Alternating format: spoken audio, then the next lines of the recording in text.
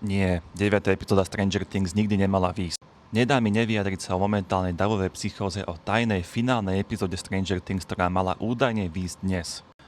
Okrem toho, že celá teória stojí na vode a veľmi úsmevných argumentoch, je to príkladom aj jedného fenoménu, ktorý sa spája so súčasnou kultúrou, sociálnymi sieťami a seriálmi.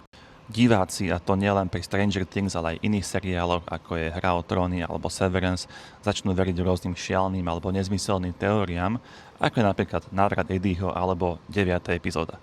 A následne sú sklamaní, keď sa tieto teórie nepotvrdia, a tým pádom je aj seriál v ich očiach zlý. Lenže fakt je taký, že finále Stranger Things bolo výborné, všetkým postavám dalo uspokojivý koniec a jednu veľmi silnú teóriu o osude Eleven. Fanúšikovské teórie sú skvelé a pre tvorcov nie je lepšieho argumentu ako to, keď diváci venujú svoj čas tvorbe teórií o tom, ako by sa mohol príbeh ďalej vyvíjať. Lenže na konci dňa ide o fanúšikovské teórie a tie sa vo väčšine prípadov nepotvrdia. A preto aj oprávnená neexistencia 9. epizódy by mohla byť istým vytriezvením z prílišnej dôvery vo fanúšikovské teórie.